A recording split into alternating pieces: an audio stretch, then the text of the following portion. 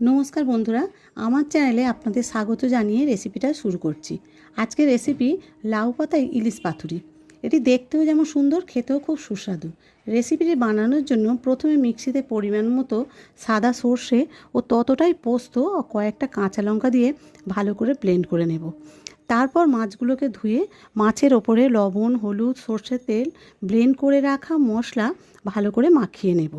তারপর আগে আমি লাউ পাতাগুলো ভালো করে একটু হালকা গরম জলে ধুয়ে নিয়েছিলাম, ডাঁটিটা কেটে নিয়েছি। তারপর পাতাগুলোকে সোজাভাবে ফেলে তার ওপর মশলা মাখা মাছগুলোকে একটা একটা করে দিয়ে পাতাগুলো এইভাবে মুড়ে দেব, যাতে ভাজলে মশলাগুলো বেরিয়ে না যায়। তারপর কড়াইতে সর্ষের তেল দিয়ে মাছগুলোকে দিয়ে দেব। মাছগুলো ভালো করে ভাজা হয়ে গেলে প্লেটে তুলে নেব।